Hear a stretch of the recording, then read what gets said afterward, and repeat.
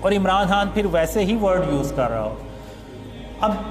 جو میں نے ڈریمز میں دیکھا کہ میں لوگوں سے یہ کہتا ہوں کہ اگر میرے خواب عمران خان سے متعلق بالکل سچے ہوئے ہیں تو میرے وہ خواب جو اسلام کی سربلندی اور پاکستان کی خوشحالی سے ریلیٹڈ ہیں وہ بھی سچے ہوں گے۔ تو اس میں وہ باقی بھی ڈریمز ہیں جس میں آپ کہہ لیں کہ عمران خان کے دور میں ہی ایک زمین جو ہوتی ہے وہ زمین دھنس جاتی ہے، تو یہ ایک قدرتی آفت کو ظاہر کرتی ہے۔ اور اگر آپ دیکھیں تو کرونا وائرس بھی عمران خان کے دور میں آیا۔ اور پھر ایک ڈریم میں میں کہتا ہوں کہ 70-72 سال ہو گئے پاکستان کو بنے، لیکن سب نے کوشش کی کہ اس ملک میں خوشحالی آئے، انکلوڈنگ آرمی، وہ بھی آئی، انہوں نے بھی رول کیا، لیکن اس ملک میں خوشحالی آنے کی بجائے یہ ملک نیچے ہی چلتا گیا اور اندھیروں میں ڈوبتا چلا گیا۔ تو اس کی ایک ہی وجہ ہے کہ کسی بھی حکمران نے آ کے تو اس ملک کو شرک اور اس کی اقسام سے پاک نہیں کیا۔ تو جب تک ہم شرک اور اس کی اقسام سے اس ملک کو پاک نہیں کریں گے تب تک اللہ کی مدد بھی نہیں آئے گی۔ اب یہ جو شرک ہے، لوگ کہتے ہیں کہ یہ تو ہم تو نہیں پوج رہے، یہ جو پڑے ہوتے ہیں، تصاویر لگی ہوتی ہیں بڑے بڑے بل بورڈز پہ اور اسٹیچوز بنے ہوئے ہیں آرٹ اور کلچر کے نام پہ۔ آپ ایک لاہور میں ایک بڑی ہاؤسنگ سوسائٹی ہے، انہوں نے تو باقاعدہ ایک بلاک بنایا ہوا ہے اور ادھر نے باطل خدا لگائے ہوئے ہیں بنا کے۔ تو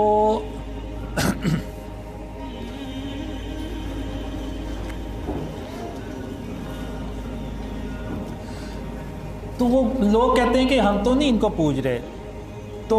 لیکن وہ چیز تو وہی ہے۔ اب جو خانہ کعبہ میں 360 بت پڑے ہوئے تھے تو مسلمانوں نے ان کو پوجنا تو نہیں تھا، لیکن پھر بھی خاتم النبیین محمد صلی اللہ علیہ وسلم نے ان بتوں کو توڑا، ابراہیم علیہ السلام نے بھی بتوں کو توڑا۔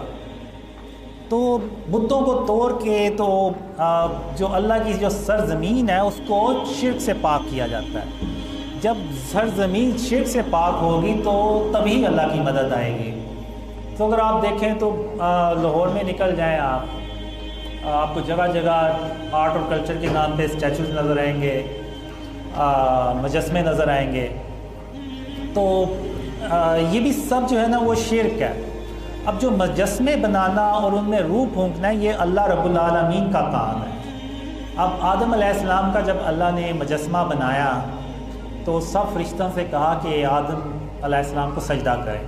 سب نے سجدہ کیا لیکن ابلیس نے سجدہ نہیں کیا۔ اس کے اندر بھی غرور اور تکبر تھا تو اس نے سجدہ نہیں کیا۔ اس نے یہ کہا کہ میں آگ سے پیدا کیا گیا ہوں، میں زیادہ علم والا ہوں، یہ مٹی سے بنے ہیں تو میں ان کو کیوں سجدہ کروں؟ تو اللہ نے اس کو مردود بنا کے تو وہاں سے نکال دیا۔ تو یہ جو شرک یعنی غرور، تکبر، کینہ اور بغض، یہ میں پھر کہوں گا کہ آج مسلمانوں میں یہ بہت زیادہ ہو گیا ہے، اور کسی کا مذاق اڑانا تو اللہ کو سخت ناپسند ہے۔ اور ایون اللہ نے مجھے دکھایا بھی کہ جو کوئی کسی کا مذاق اڑاتا ہے تو اللہ اس کو کیسی سزا دیتا ہے۔ ایون ایک ڈریم میں اللہ نے کہا کہ اگر کوئی اپنی دور کا کوئی بہت بڑا عالم ہو اور وہ صرف مذاق میں کسی بے نمازی کو یہ بات کہہ دے کہ تم تو بے نمازی ہو اور میں 5 وقت کی نماز پڑھتا ہوں، تو یہ اللہ کے نزدیک اتنی بڑی بات ہے کہ جیسے وہ عالم آسمانوں کی بلندیوں سے گر کے تو زمین کی گہرائیوں میں جا گرا ہو۔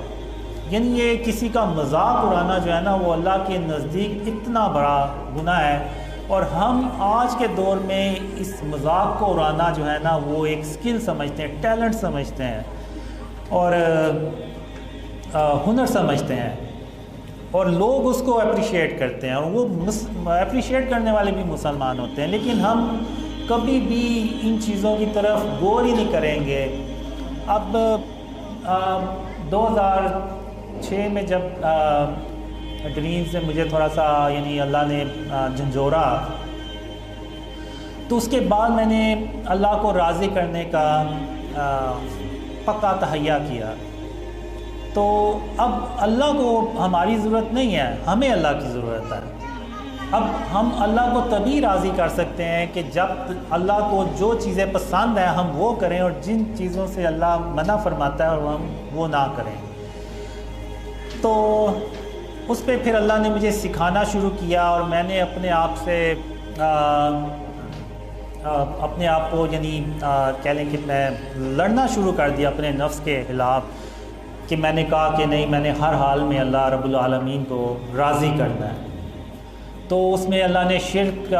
کا سب سے پہلے بتایا، پھر اللہ نے کینہ، بغض، غرور، تکبر، ایون اللہ نے مجھے یہ بھی بتایا کہ زمین پر تم نے اکڑ کر نہیں چلنا اور عاجزی سے چلنا ہے، اور سر کو جھکا کے چلنا ہے، کہ تم زمین کو پھاڑ تو نہیں دو گے اس طرح کر کے۔ تو میں نے وہ بھی کرنا شروع کیا۔ تو پھر کرتے کرتے 2014 آیا تو اللہ نے پھر کہا کہ یہ جو خواب میں نے تمہیں دکھائے ہیں یہ لوگوں سے بیان کرو، میں دنیا والوں کو دکھانا چاہتا ہوں کہ تم کون ہو۔ تو وہ میرے لیے بڑا مشکل کام تھا کہ میں نے کہا ان خوابوں پہ کون یقین کرے گا، مجھے تو محلے میں کوئی نہیں جانتا، تو جو لوگ مجھے کبھی جانتے بھی نہیں ہیں تو وہ کیسے یعنی یقین کریں گے۔ تو پھر اللہ نے کہا کہ قاسم، میں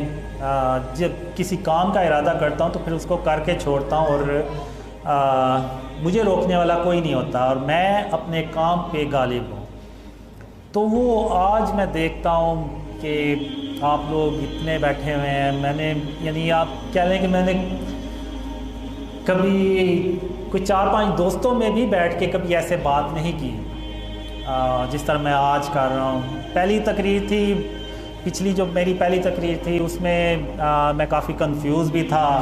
اور ظاہر سی بات ہے اکثر جو ایون بڑے بڑے لوگ ہیں، یہ عمران خان ہو گئے، دوسرے ہو گئے، انہوں نے بھی جب زندگی کی پہلی سپیچ کی ہوگی تو وہ بھی بہت کنفیوز ہوئے ہوں گے۔ تو لیکن اللہ نے بس کروا دی